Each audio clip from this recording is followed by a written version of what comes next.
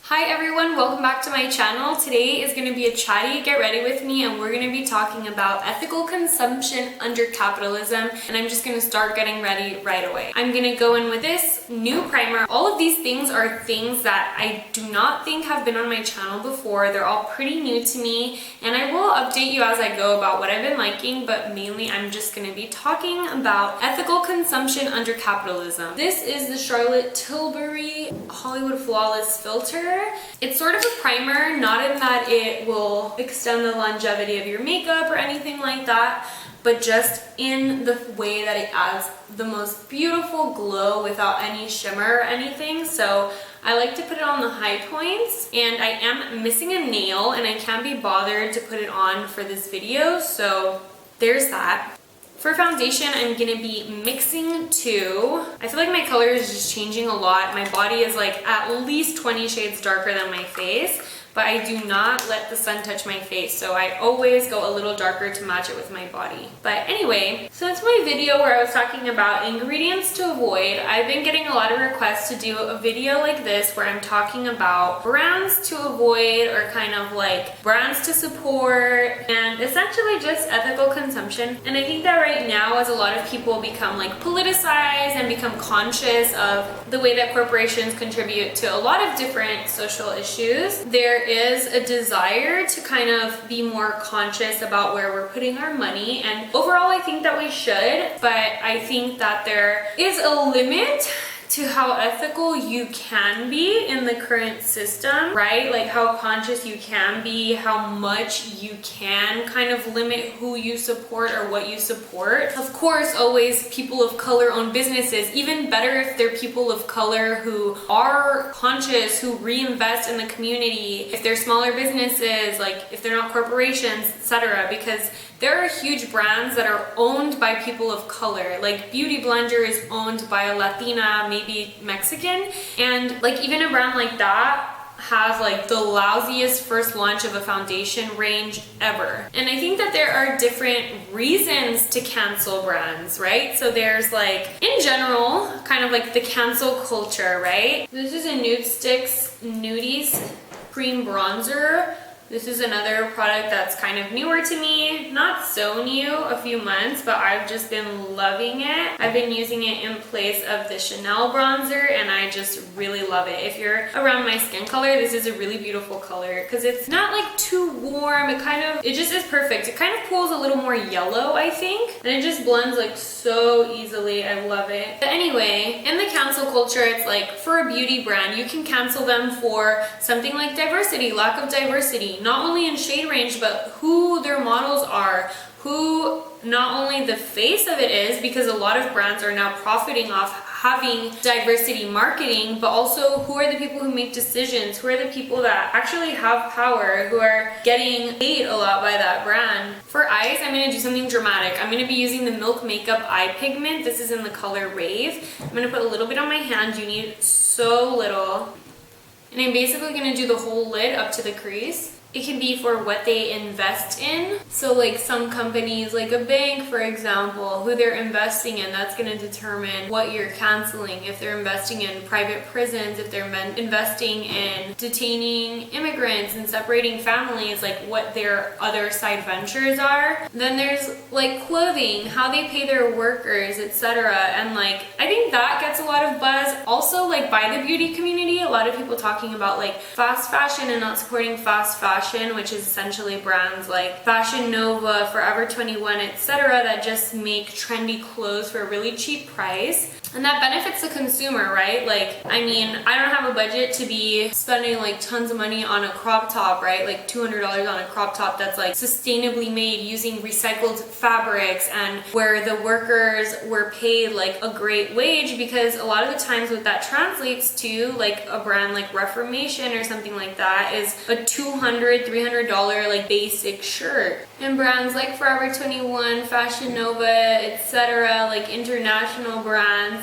they know that. And what sucks is that like a lot of these companies, like for example the ones that I just name dropped, they definitely make clothes in the United States, in Los Angeles for example, and they definitely don't pay their workers well. So like when I worked in the Los Angeles kind of like worker center organizing world, there's a worker center that we work closely with, which is Garment Worker Center, and they have a campaign against Ross. So Ross, a lot of people don't know, but they actually manufacture their own clothes as well. And a lot of that happens in downtown LA in the garment district, and their workers are getting paid like $5 or less an hour because they're getting paid piece rate to make that clothes. But on the flip side, it's like we can ask the community to boycott that. Like, you know, I could stand here and say like you shouldn't support Ross, and I don't go anymore, definitely, but it's also like, damn, that's so hard because a lot of the people who support Ross, who are customers of Ross, it's like they shop there because they probably are the same people who are employed by employers like Ross, who are struggling to make ends meet, and for whom buying a shirt or whatever, the price point of something like Ross is really the only option. I think that being able to make the choice to buy a $300 Reformation shirt is a privilege. So just because somebody's not doing it, they shouldn't be like shamed, you know, because that places like a lot of the burden onto the consumer and away from the corporations. I'm just gonna pack some of this shadow from the McGrath palette. It's like a seafoam green with like violet. Gonna put that towards the inner part up to the center of the eye. But with beauty brands, it's like, again, the diversity question. A brand that I like definitely would never purchase from because I got into an argument with them on Instagram is Tata Harper, which is like this like definitely a brand that's like marketed towards like, sorry, but kind of like middle-aged white women, like all like natural, etc., kind of like a yoga mom, minimal, blah blah blah. And I used to follow their Instagram, and one time they posted a picture of Ivanka Trump saying that she liked their products, and this is before Trump even was elected. And I commented on their photo and I said, why are you posting this? Like, this is not okay. And they were like, oh, we're happy to support women of all political beliefs. And then a bunch of like middle-aged white women were commenting like, yes, we love that, like that you support all women, blah blah blah, just like typical, you know, whatever. And I was just like, okay, the thing is that this isn't an ideology. This rhetoric, these ideologies have real effects in people's lives. Like, they lead to people dying, to people not having health insurance, to people not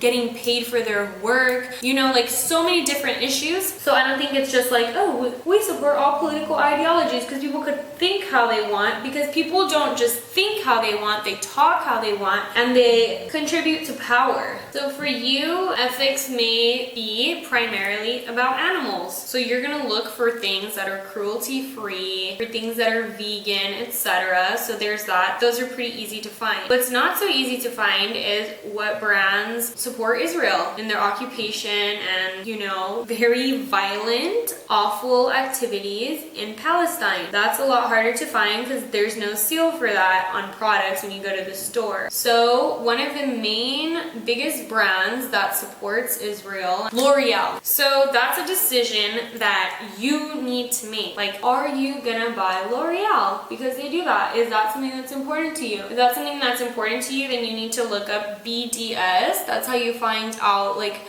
who is boycott certified and not for it. So like I said, there's L'Oreal, and under L'Oreal there are so many brands. Let me name a few. According to this thing I found, I definitely could do more research, but according to this, it has L'Oreal, a bunch of hair brands, Maybelline, Essie, Kiehl's, YSL, Lancome, Giorgio Armani, Urban Decay, La Roche-Posay, like Vicky. Those are a bunch of brands that I use actually, so I'm not coming here saying like I'm the most educated and I follow this, but a lot of people did ask me about this, so I do want to like provide the information and paths for you to get more information on it. So yeah, there's that. And then there's other things where it's like, do you support them because of who they are as an individual? So for example, I would never buy a Jeffree Star thing because of the way that he talks about black women and like treats them and humiliates them publicly, including people like Makeup Shayla, like very prominent black women in the beauty community, or Kylie, Kim, whatever. Like, a lot of their products actually do catch my eye, but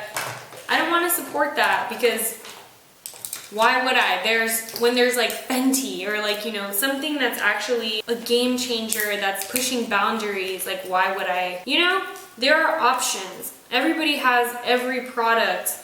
Oh, Kat Von D, that was like such a big deal, like because she didn't want to vaccinate her kids. She was like an anti-vaxxer or whatever. Not sure what the status is on that because I know she came out with like some testimonial or something, and I'm pretty sure she was saying that she actually did, or I don't know what, but that was a big one. And it's like, yeah, if you think that this person is irresponsibly using their platform, then you don't have to buy their shit, period. And I think you can also really tell when a brand is being authentic about diversity and like the people that they're promoting, the standards that they're kind of like pushing and contributing to, versus when they're just doing it like to catch up to a standard that's already been set and that they need to catch up to just to stay afloat. There's a difference. I just used the Fenty loose powder in banana and the bronzer in Island Ting. I got this a few weeks ago. I use it pretty much every day. I love it. I think it looks like so perfect on my skin tone. I love that it's like matte. Even though it looks really pigmented, it's really buildable. And it just looks so good. Yeah, lately like new things I've been obsessed with.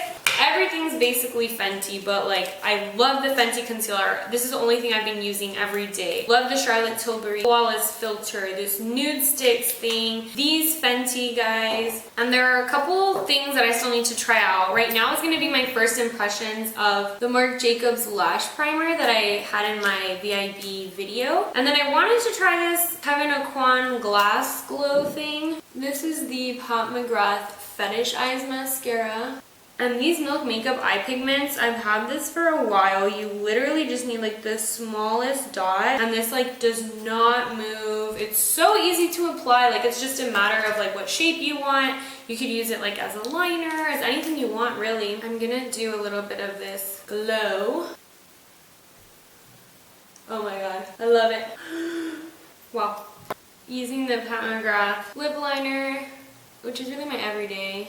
And then I'm going to use this Persona Cosmetics Honey Gloss. These are new. I love how they smell. These are vegan, blah, blah, blah, cruelty-free. Might be like food grade. It's just like, you know, that brand. So I really have been liking this formula. I feel like it's really moisturizing, and this honey color is like a very warm, almost like yellow nude, which is what I like. Oh my god. This like face gloss thing, the best thing is like it didn't move my foundation at all, which is the reason I had got it, because somebody said that when I watched their review, but like just seeing it not happen, it's just wow.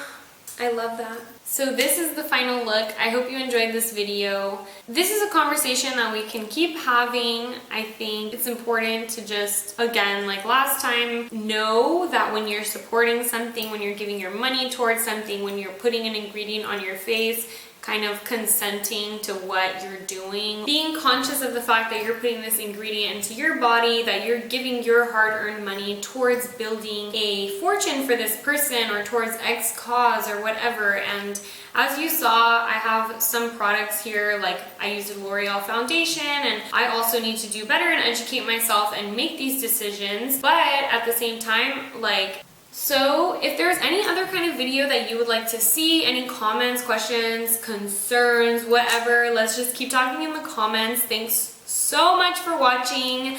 Please subscribe if you haven't already, and I will see you next time.